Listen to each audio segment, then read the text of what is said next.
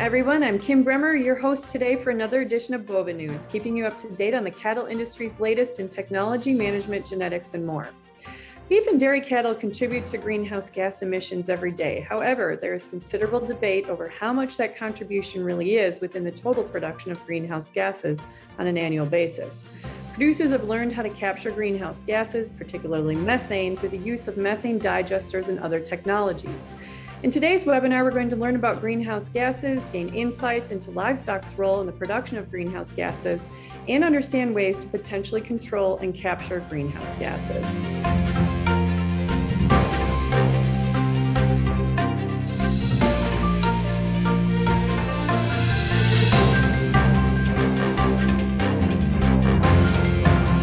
Our first presenter is one of the leading experts in greenhouse gases, Dr. Frank Mitloehner.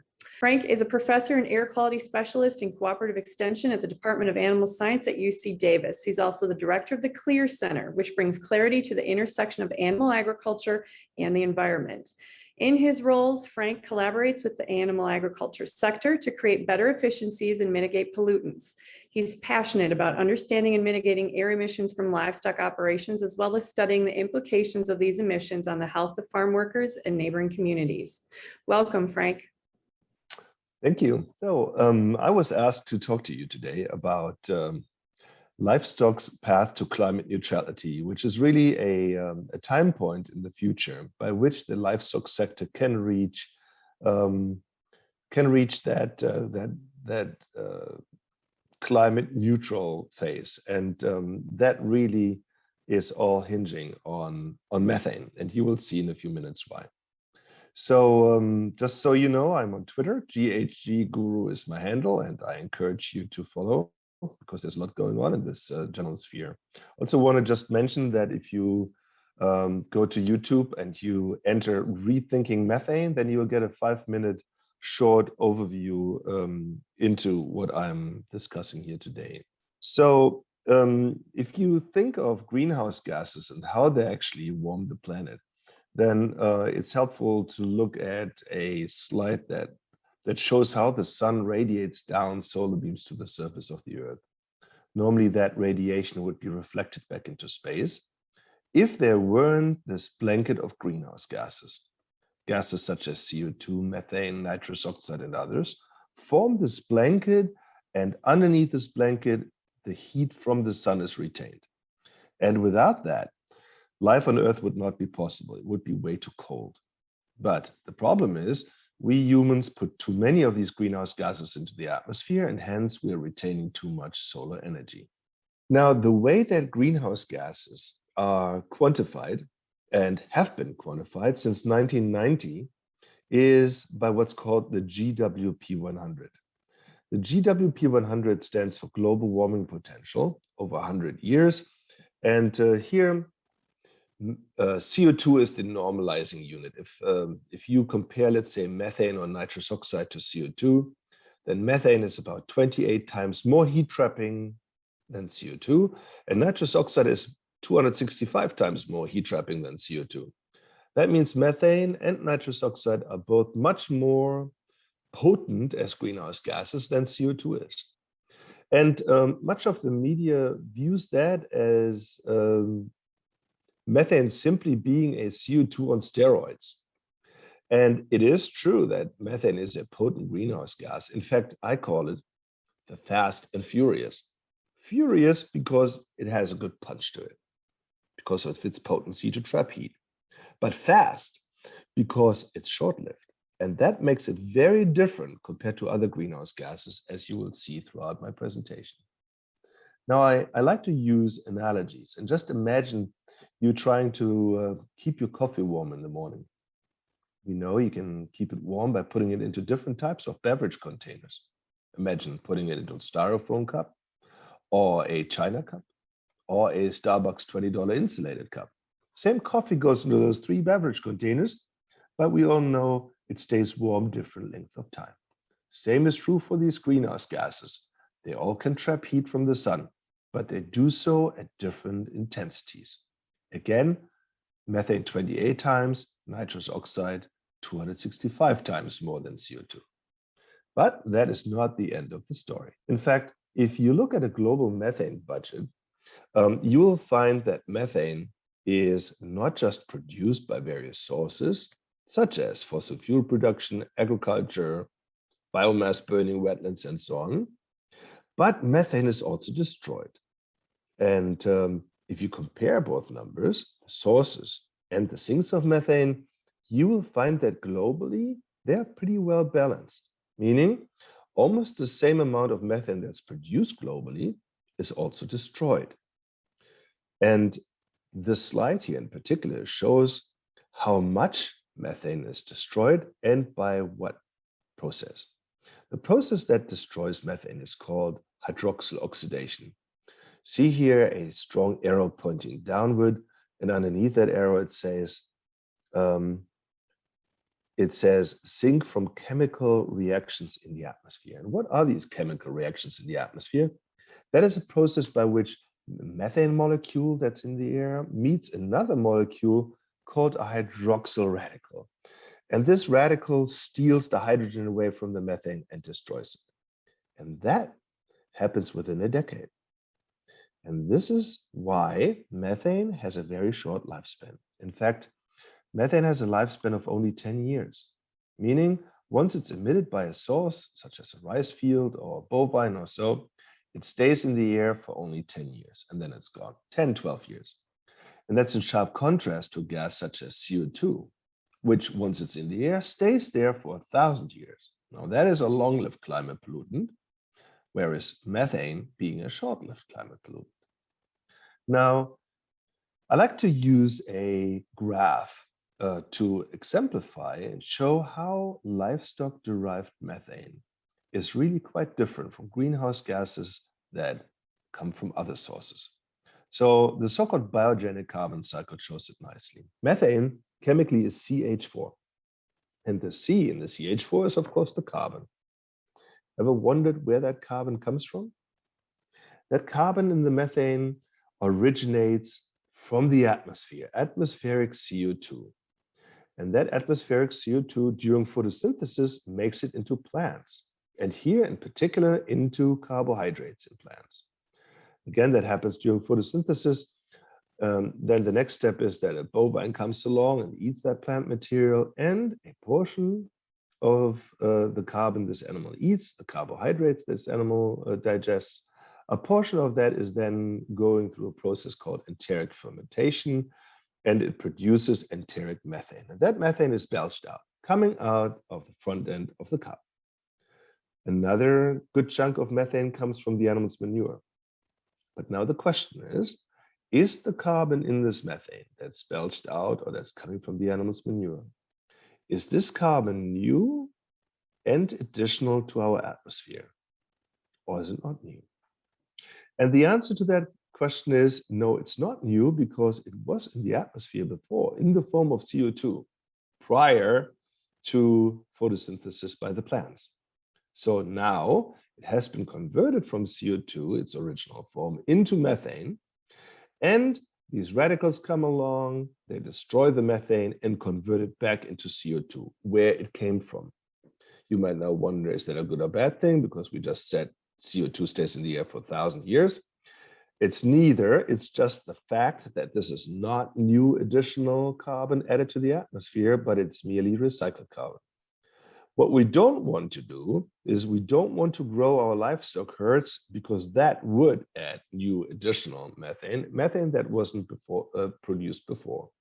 But if we have constant livestock herds, then a similar amount of methane that's produced by those animals is also destroyed through this process called oxidation. Now, this is in great contrast to, let's say, fossil fuel produced carbon. Here you have the situation where you have really old carbon that was carbon in the form of forests and animals such as dinosaurs hundreds of millions of years ago. These plants and animals died, decayed, fossilized, and accumulated underground until approximately 70 years ago, 70 that is, humans started to extract that carbon. We've taken about half of that carbon out of the air and we added it to the atmosphere. where it now accumulates. So this slide really shows nicely how the fossil fuel related carbon is not a short-lived cycle like the biogenic carbon cycle, but it is a one-way street from the bottom up into the atmosphere. So very different indeed.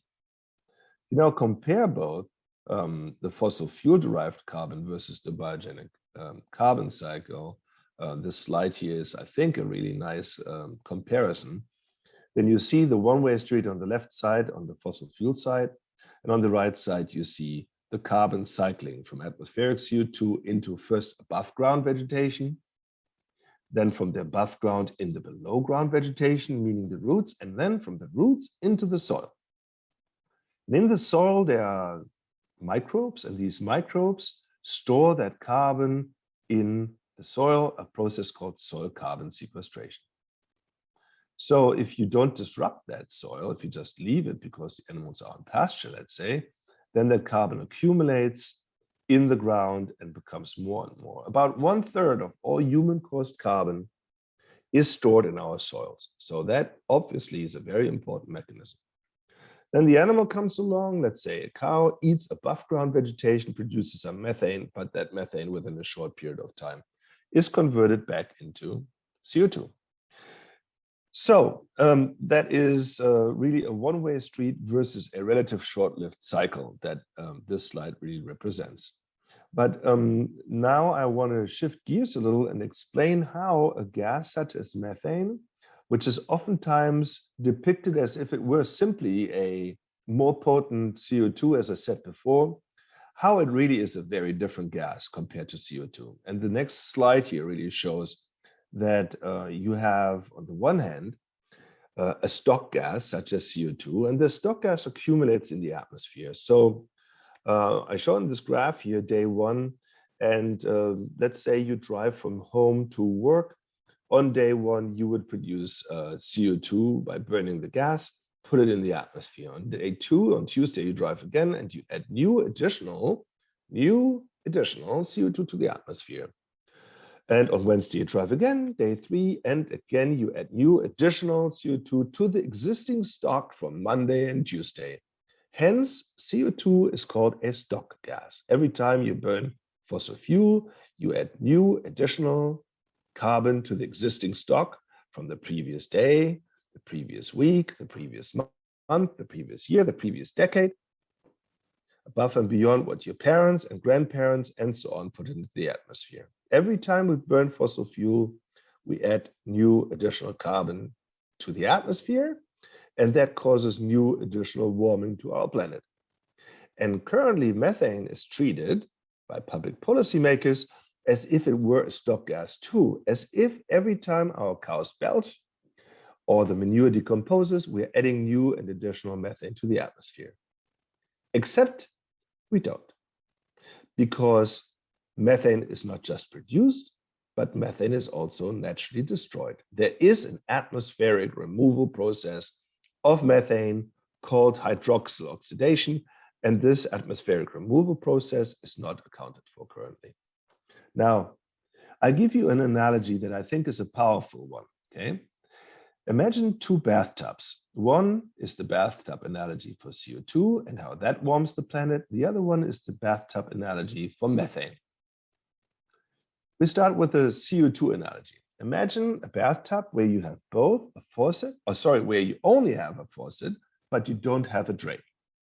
Every time you turn that faucet on, you add new and additional water to that bathtub and the levels will rise. They can only rise, they can never go down because there's no drain. In the case of CO2, there's no real atmospheric removal, meaning a process that kills CO2. Now we go to the other bathtub analogy, the one for methane. Here you have both a faucet and a drain. And remember this, the drain is always open. That's the atmospheric removal of methane. So now, if you turn that faucet on and you put water into the bathtub, let's say you turn it on normal, then an equal amount of water that you put into the bathtub is also drained through the drain. And as a result, the water level stays stable, constant. If you turn the water level, if you turn the faucet down, then you let go of more water through the drain, then you replenish with a faucet. And in that case, the levels can go down. Only if you take that faucet and crank it up all the way, only then we add more water to the bathtub than we let go of, and then the water levels can rise.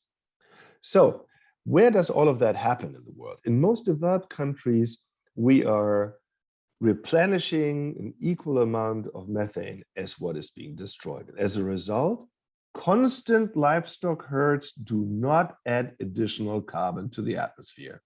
I repeat it because it's that important.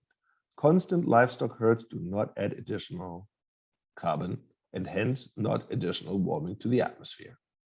Only when we grow livestock herds, when we increase livestock herds significantly, we're adding new additional methane, and that adds new additional warming. And that happens in parts of the developing world, but not in most developed countries. And if we reduce methane through feed additives or through manure treatment and so on, through carbon sequestration, if we reduce methane, we are replenishing less methane, and that means levels can go down. And that means that we can actually induce negative warming, meaning we can reduce warming. I like to show this graph here with 3 scenarios, and then I kind of wrap up very soon. So imagine 3 scenarios. The one is depicted on the left top here, where we increase methane in a certain scenario by 35% over 30 years. The second one is one where we only slightly reduce methane by 10% over 30 years. And the third is an example where we strongly reduce methane by 35%. If we do so, increase, hold stable, or decrease methane, then the old way of characterizing and quantifying the impact of methane on climate, the so-called GWP 100, would predict that we add a lot of additional warming to the atmosphere. It does not account for the atmospheric removal, and that is its dramatic shortfall. A new unit from Oxford University was developed called GWP star. And this GWP star has really changed the way we look at methane, because this new unit, GWP star, accounts not just for the production of methane, but also for the destruction of methane, the atmospheric removal. And if you look at the 3 scenarios using this new matrix GWP star, the increasing, the stable, and the decreasing scenario for methane, then you will see a lot of blue north of the x-axis only if we increase methane over 30 years. And that means a lot of additional warming if we grow sources of methane. So for example, if you live in a certain area with a million cattle, and you increase that herd to 1.5 million cattle, you would add new additional methane, and that would cause new additional warming. But let's say you were to have a herd of 1 million cattle and you, through feed additives or other means, reduce methane, then that would not cause additional warming, and that's the second scenario. The second scenario on the right here shows no blue north of the x-axis. That means no additional warming is caused. In fact, there's a little bit of blue south of the x-axis, and that means if you ever so slightly reduce methane, then you are not just climate neutral, but you're actually taking a little bit warming out of our atmosphere. If you strongly reduce methane, the third scenario, then you're pulling a lot of carbon from the atmosphere, much as if you were to plant forests. And we know forests during photosynthesis reduce carbon. Now, can all of this be done? Can we achieve a situation where we strongly reduce methane, inducing negative warming, i.e. cooling? The answer to that is yes. Here in California, we have a new law that mandates a 40% reduction, 40% reduction of methane to be achieved by the year 2030. And at first our farmers thought, oh my goodness, how in the world can we achieve such a strong reduction? Little did they know that the legislature planned to incentivize methane reductions. They did so. They established a system by which methane reductions, for example, through manure reduction, generates a credit. And that is on this slide here. You see a typical California dairy there, 1,500 cows, and you see a lagoon that's covered. Hence the name covered lagoon, this covered lagoon traps the biogas, the gas mixture that stems from the animal manure. It traps the biogas, and then later this biogas is cleaned up and made into a fuel type called RNG, renewable natural gas. And this fuel is considered the most carbon negative fuel type there is. As a result, there's now a credit system called the Low Carbon Fuel Standard Credits. The low carbon fuel standard credits are so high, they are so large, that our dairy industry is flocking into implementing this technology. These credits run at $200 per ton of CO2e. Now we have dozens of dairies doing what I just described, and as the next slide here shows, that has led to a 25% reduction of methane so far. Our dairy industry is supposed to reach a 40% reduction of methane. They're already over halfway there at 25%, and they just started. What I'm telling you here is, in my opinion, methane is not really a super pollutant that it's made out to be by many, but in my opinion, methane is a super opportunity. Because if we reduce methane strongly, then we are pulling carbon out of the atmosphere, and that induces negative warming, i.e. cooling. And the stronger we reduce methane, the more of the other greenhouse gases we compensate for. That's called generating an offset. So if methane is reduced enough, we are offsetting other greenhouse gases up to the point of climate neutrality. I believe that our dairy industry in California will be climate neutral within the next 5 to 10 years. I do believe that a similar step is possible for the entire dairy, the entire beef, the entire livestock sector in this country if we focus laser sharp on methane reductions. So with that, I just want to thank you very much for having me and highlight that I'm writing a blog that's hosted on the Clear Center webpage that I'm showing you here. And the Clear Center is the center that I'm directing at UC Davis. We have a lot of interesting information on there that I encourage you to come and see. So with that, thank you very much. And I'm looking forward to questions that you might have. Thank you, Frank. Our next presenter is Pablo Ross. Pablo is the Chief Scientific Officer at STgenetics. Between 2010 and 2020, Dr. Ross was a professor of reproductive biology at the Animal Science Department in the University of California, Davis. He was also the department vice chair for 3 years. Dr. Ross's academic work was aimed at understanding the mechanisms of epigenetic remodeling and transcriptional reprogramming that occur during pre-implantation embryo development. Work at the Ross Laboratory also related to developing gene editing approaches and embryo and stem cell technologies for use in agriculture and biomedicine. Welcome, Pablo. Well, thank you very much for having me. So the presentation that I'm going to give today, I titled it Producing More with Less, Genetic and Technology Solutions from STgenetics. And as it's represented maybe in this slide, I think that one of the big challenges that we face today is to nourish a growing world population and its increasing demand for animal products without a significant increase in resources such as arable land, water, and other natural resources. But we have to achieve all of this while protecting the environment. We believe that animal breeding and genetics combined with reproductive technologies offer a unique opportunity to increase the supply of affordable, nutritious food with less greenhouse gas emissions. With these technologies, we can produce more milk from fewer animals.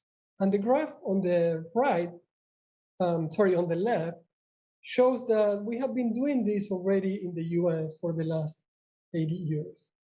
We can see that animals produce more every year, and that would be the red line, with the y-axis on the left. And by increasing production per animal has allowed the industry to greatly reduce the number of animals that are required to meet the milk production demands. With the herd stabilized at about 9 million cows in 1990s, the productivity of the US has continued to increase owing to that higher per animal productivity, which is helping provide this nutritious protein for the growing population. Now, genetic selection for increased efficiency of production in dairy cattle tends to lower methane emissions per unit of product. We can see that on the graph on the right side. Because methane emissions are closely linked to feed intake, more efficient animals dilute their feed intake for maintenance requirements over more units of product. So genetic improvement for increased animal productivity also helps reduce carbon footprint of animal production. So this increased animal productivity can be maximized by combining genomic testing and sex-sorted semen technologies as offered by STgenetics. But this is a topic maybe for another presentation. Today, I wanted to focus on some efforts that may directly reduce individual animal greenhouse gas emissions. We know that greenhouse gas emissions are tightly related to feed consumption in ruminants. So can we produce the same amount of milk with less feed? And with this idea in mind, and trying to answer this question, ST has developed an Ecofeed Index, which is an integrated approach to genetic selection based on progeny testing of females for residual feed intake. So we can identify animals that consume less feed while maintaining production compared to their herd mates, therefore increasing profitability and global sustainability. So Ecofeed is a moderately heritable trait that is uncorrelated with other traits currently selected for in dairy cows. So this is important because feed is a significant cost on dairy farms. Feed intake is related to carbon footprint, and we need to do more with less to feed a growing population.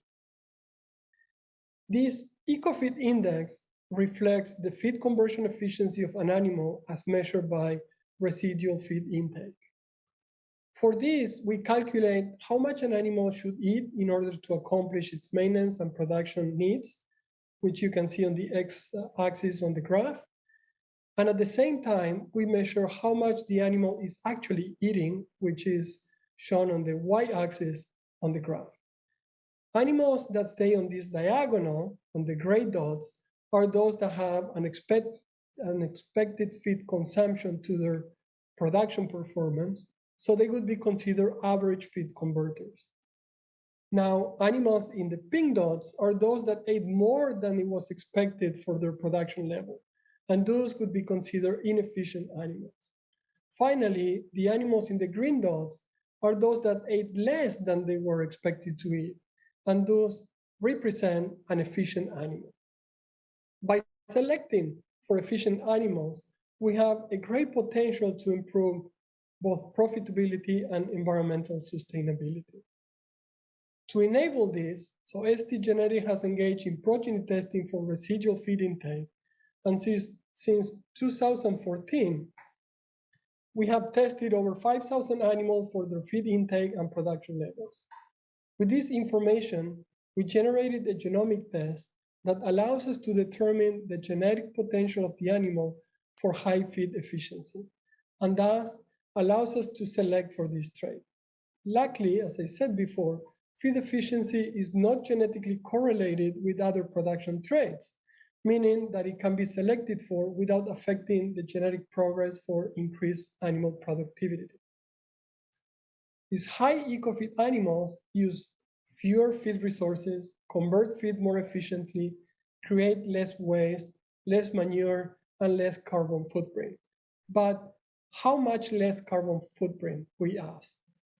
And to answer this question, we collaborated with Dr. Ermias Kebria from UC Davis to determine the effect of using the Ecofeed Index to reduce methane production. The results of this study were presented at the American Society of Animal Science annual meeting and published in the Journal of Animal Science as an abstract. The study used a data set containing phenotypic and genomic information on 5,441 heifers. The heifers were divided into low and high Ecofeed classes based on 0.5 standard deviation from the mean. to estimate methane emissions, 17 different mathematical models were collected from the literature, and all the models were subjected to evaluation of performance using an independent data set that contained 458 individual animal methane production measurements. The model that was recommended by the Intergovernmental Panel for Climate Change, or IPCC, had the lowest root mean square prediction error with 1% mean bias and 3.4% slope bias. So this model was used to calculate emissions from low and high Ecofeed heifers. And in addition, an average of all the models was computed to also compare low and high Ecofeed heifers.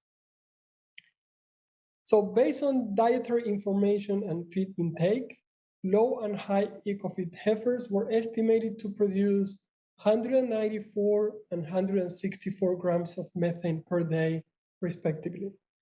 This represented a reduction of 15.4% in methane emission for those animals with high Ecofeed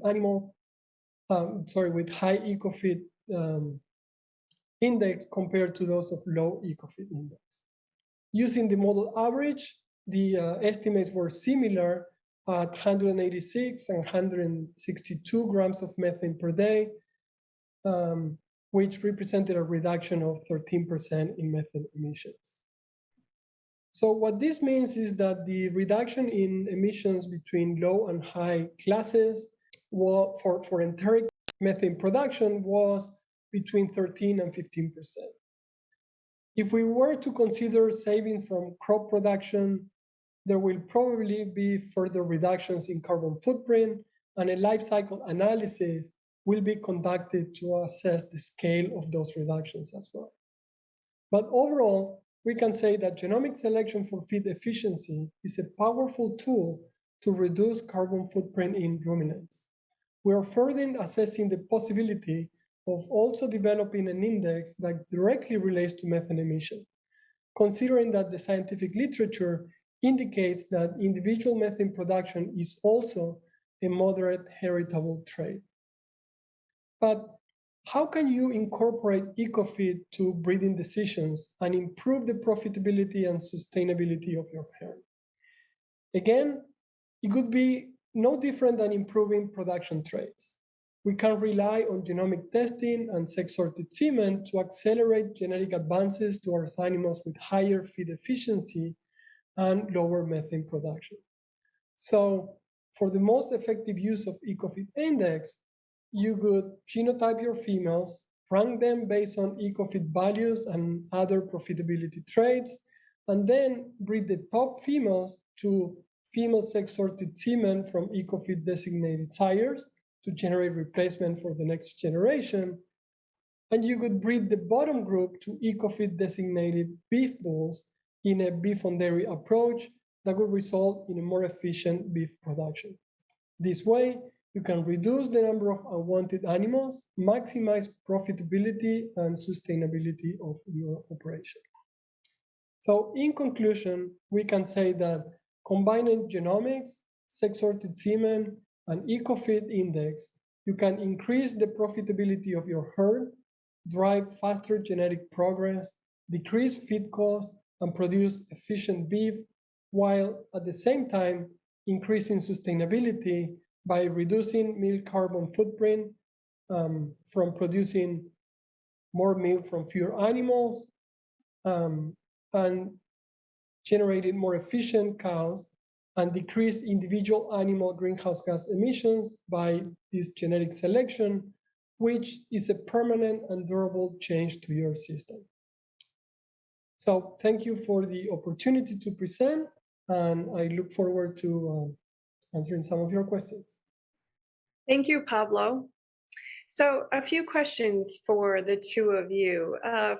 Frank, I think you alluded to this a little bit. Can you talk about net neutrality versus net zero? Do we need to change the narrative?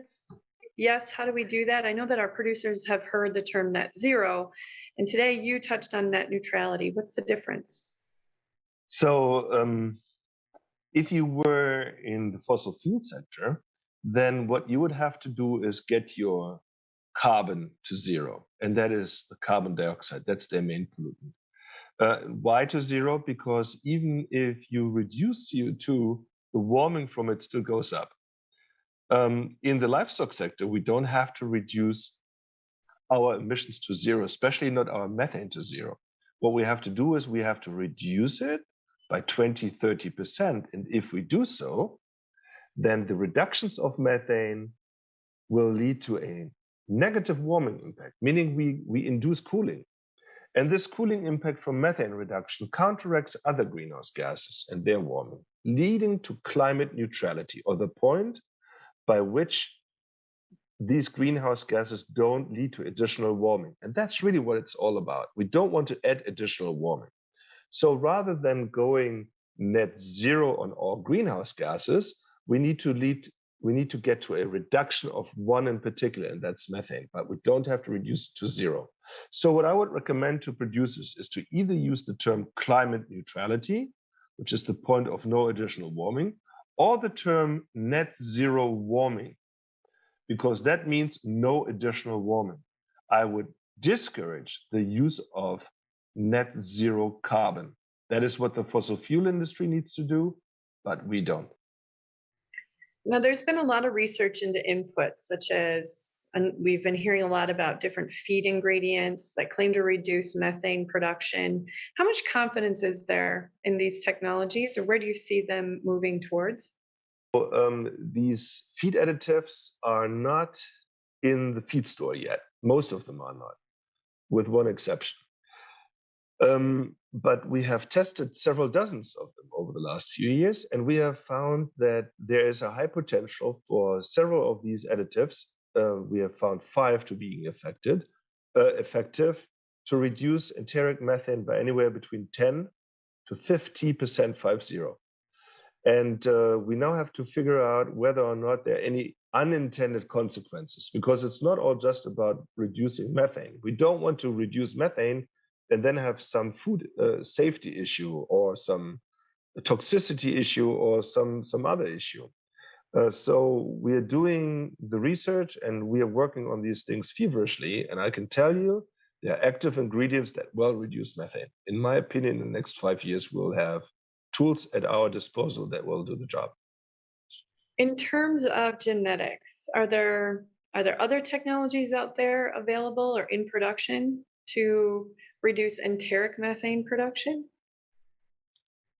So, I mean, as I show in the example, I think that we've seen that there is a significant variability between animals in the level of methane production that they generate. And that gives us an opportunity to select and breed only those that will produce less methane at the same amount of output, whether it's milk or beef. And so in our modeling of methane emission from animals that have different feed consumption, we found that a reduction of 15% of methane production is reachable in a relatively short time, because we were only comparing a 0.5 standard deviation in terms of the selected groups. So we are confident that there is good opportunities at selecting for animals that produce less methane, while at the same time produce the same amount of output. And with the focus we've had on greenhouse gases over the past several years, and I know, Frank, you touched on this a little in your presentation, are we making progress? You can show in California that we are. Are we making progress worldwide? Unfortunately not. Overall, worldwide, the livestock sector shows increasing amounts of methane produced. And greenhouse gases in general. And the reason is the following. So first of all, if you believe the IPCC, the Intergovernmental Panel for Climate Change, then they report that between 70 to 80%, so the vast majority of greenhouse gases from the livestock sector, stem from developing countries and livestock there. And the reason for that are mainly inefficiencies. Genetic material of feed plants and animals are severely lacking. The veterinary system is not developed, so animals get sick. The feed sector is not developed, so nutrition is certainly not ideal. Reproductive rates are low, and so on. So there is a lot of work for Pablo and his friends to do. That's not to say that in developed countries we can't achieve reductions as well. Absolutely, we can. But the 800-pound gorilla is the lack of progress made in developing countries. And one last point. The reason why livestock herds in the developing world are increasing in size, and drastically so, is because people now are lifting themselves out of poverty. And the second they have a little bit more disposable income, the first thing they do is buy some eggs or milk or meat for their families, who are oftentimes severely affected by stunting and so on.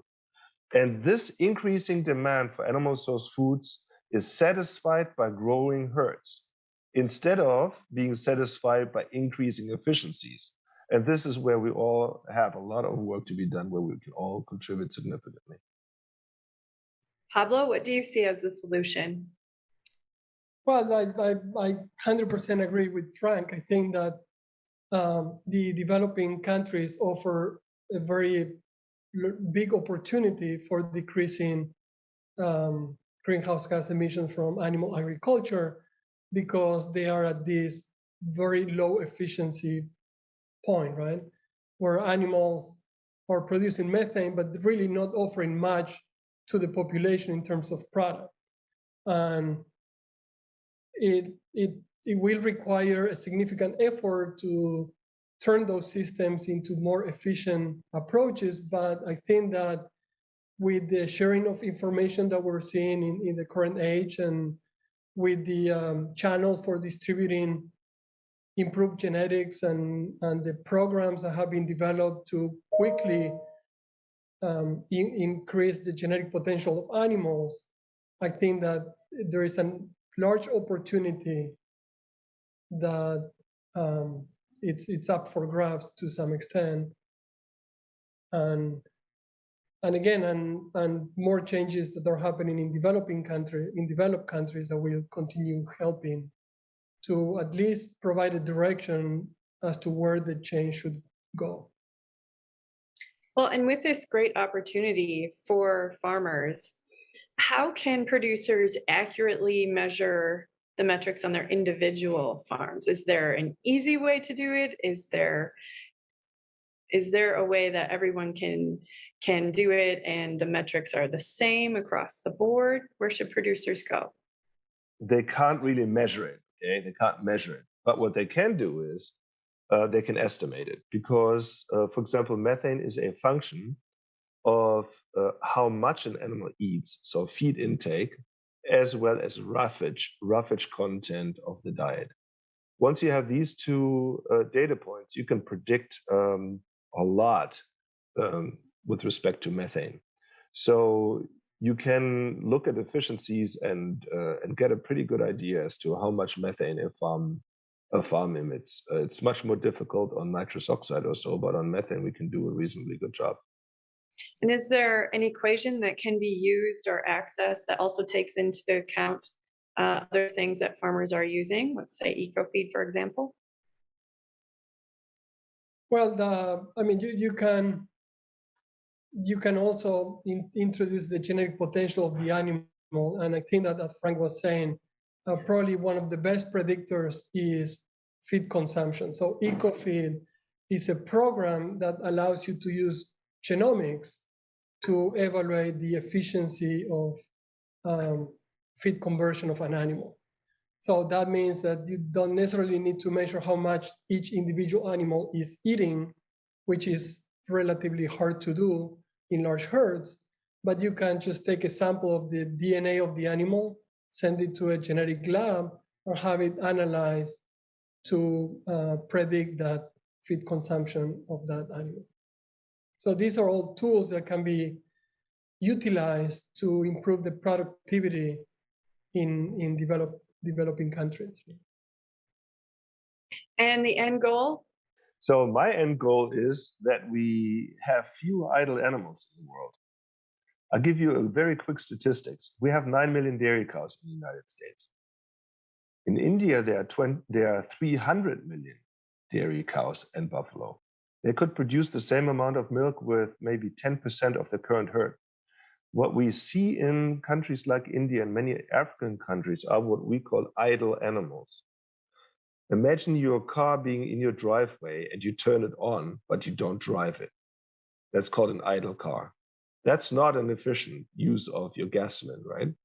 That is what we see happening with a large percentage of global livestock that eat and excrete. They are alive, but they don't produce food.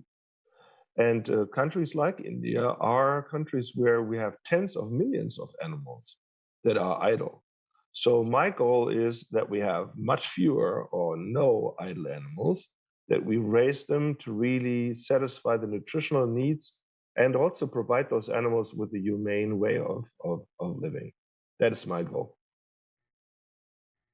Yeah, I could echo that. I think it's to use our resources efficiently. And if we're growing animals as a means of producing food, nutritious food for our population, we should be as efficient as we can, utilizing each individual to their maximal productive potential, and only breed those animals that are required to supply food for the current demand. Well said. My thanks to both Frank and Pablo today for joining us and sharing their invaluable expertise and experience. Thank you to the two of you for your continued work on this. Don't forget to subscribe to the BoviNews channel on YouTube. Find our BoviNews podcast on your favorite listening platform, or find more information at bovinews.com. Thanks for tuning in with us today, and we'll see you next time on another edition of BoviNews.